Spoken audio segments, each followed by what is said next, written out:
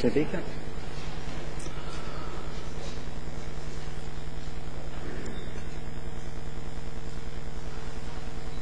Manau, kad kiekvienas turintis bent krislelį sąžinės ir norintis mąstyti žmogus supranta, kad Lietuva tyliai gęsta. Nereikia apsigaudinėti. Emigracijos mastai, visi kiti tamsus rodikliai, kuriais pirmaujame Europoje, yra vis dėlto liūdnos baigties pranašai. Manau, kad mūsų žmonės emigruoja, žudosi, prasigeria, ne tik todėl, kad Lietuvoje yra blogai gyventi. Spėjau, kad jie jaučia, kad mus naikina kažkokia jėga, bet mums trūksta sugebėjimo, mes tiesiog nepajėgiame šitos jėgos tiksliai įvardinti. Jeigu žmogus negali atpažinti pavojaus šaltinio, jis iš tiesų yra paralyžiuojamas.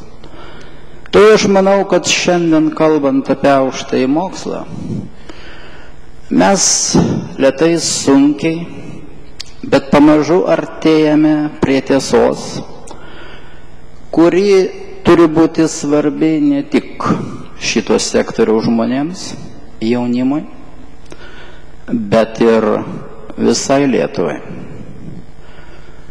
Manau, kad ta tiesa, galbūt labai nemalonus faktas, turėtų būti toks.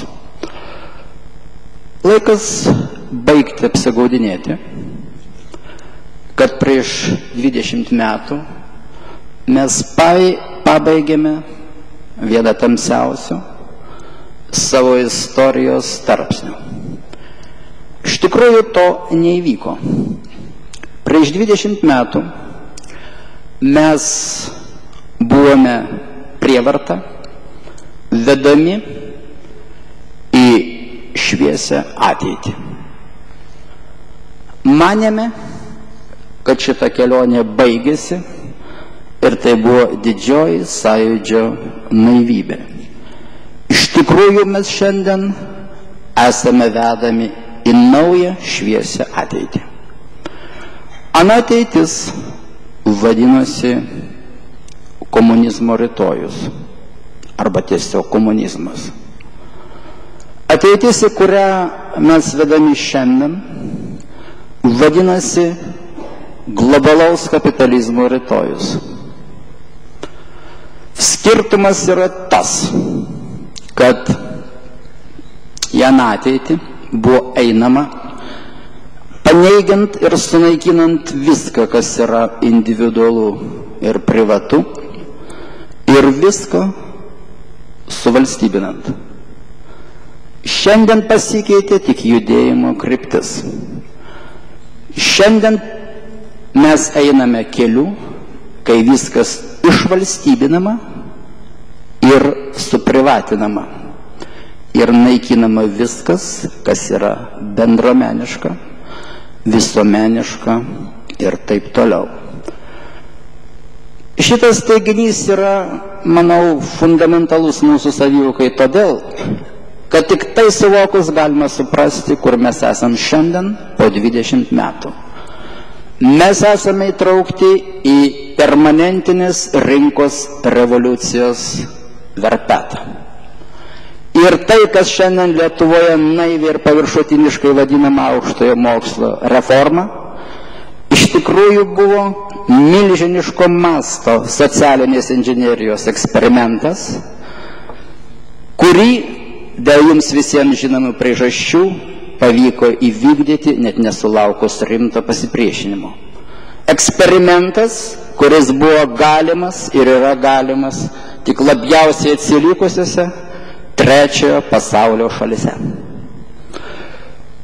Todėl noriu pasakyti, kad tokio tipo ideologiniai eksperimentai apskritai neturi konkretaus, ką nors bendro su tikrovė turinčio tikslo. Ir mūsų eksperimento visi požymiai tai akivaizdžiausiai rodo. Prieš 60 metų, kai Lietuva atėjo iš rytų, mes turėjome modernę europietiškus standartus atitinkančią aukštojo mokslo sistemą.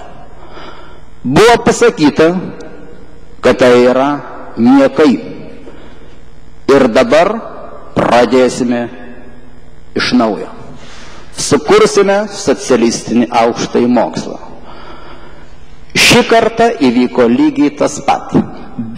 Iš tikrųjų, kiekvienas ekspertas, kuris nors šitą nutuokia apie Lietuvos aukštąjį mokslą, žino pamatinę tiesą. Mūsų aukštasis mokslas iš tikrųjų labai smarkiai nukentėjo. Per 20 metų, kai buvo neatsakingai, tai yra tiesa, apklijuota universitetinėmis etiketinėmis gausybės studijų programų, kurios tikrai nebuvo universitetinės programos. Tačiau mūsų aukštasis mokslas nebuvo atsilikęs. Jeigu būtų vykdoma protinga, apgalvota tautos interesams ir jaunimo interesams vykdoma aukštojo mokslo reforma, mes šiandien galėjome turėti keletą neabejotinai vakarietiško lygio aukštųjų mokyklų universitetų. Galbūt šiandien neturėtume Oksfordo ar Kembridžo, bet lygiai taip kaip Vytauto Didžiojo universitetas tarpukariu nedarė gėdos Lietuvai visur, visame pasaulyje, šiandien mes būtume buvę tokioje pat padėtyje. Tačiau rinkos revoliucijos tokių dalykų nepripažįsta. Todėl tikrasis reformos tikslas buvo nepagerinti kažkokią aukštojo mokslo kokybę, o kalbant labai tiksliai, jos esmė ir buvo tokia: surinkinti aukštojo mokslo sektorių, transformuoti jį iš esmės. Ir kaip visada būna darant tokio pobūdžio ideologinius eksperimentus, buvo be jokios abejonės ir laimėtojai. Reformos tikslas buvo vienintelis tikslas, kad kažkas uždirbtų pelną. Todėl svarbiausias uždavinys buvo pasiekti, kad Lietuvos universitetuose liktų ir mokytųsi kuo daugiau jaunų žmonių, pageidautina kuo daugiau mokančių. Atsijoti studijų programų, kurios yra akivaizdžiai nekokybiškos, niekam nerūpėjo, nes būtų tai trukdę siekiams gauti pelną. Lygiai taip pat, kai kalbame apie šitą reformą, yra ir kitos analogijos su to, kas vyko prieš 60 metų. Norėčiau, kad kas nors iš esančių šitoje salėje man pasakytų, kokie ekspertai šitai reformai pritarė, kokiais laiko ir praktikos patikrintais vakarų studijų finansavimo pavyzdžiais ta reforma buvo grindžiama. Manau, kad bus kapų tyla. Ar suprantate kodėl? Ogi todėl, kad ideologiniams eksperimentams tikrovė, ekspertai iš principo niekada negali rūpėti.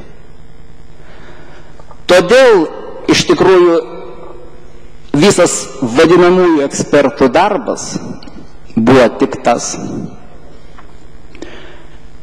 kad vienos įstaigos Laisvosios rinkos instituto ideologinius postulatus parinkti mažai ką bendro su aukštuoju mokslu turintis ir apie jį vargu ar ką nors nusimanantys žmonės šitos ideologinius postulatus paprasčiausiai perrašė į teisinę mokslo ir studijų įstatymų kalbą. Dar paderino techninės detalės. Tai buvo visas intelektualinis triūsas, kurio šitai reformai reikėjo. Tokio tipo reformos niekada nereikalauja prapauti. Nes, kaip jau sakiau, realūs padariniai tokio tipo reformatoriams galų gale ir nėra svarbus. Tačiau, kaip pasakiau, kad mūsų aukštąjį mokslą norima surinkinti, būtų labai liūdna, jeigu būtų turima omeny tik tai, kad jis yra komercializuojamas. Iš tikrųjų, viskas yra gerokai sudėtingiau. Reikalas tas, kad tiesioginė, vadinamojo sukomercinimo išdava yra garsusis teiginys, kad aukštasis mokslas yra mokama paslauga.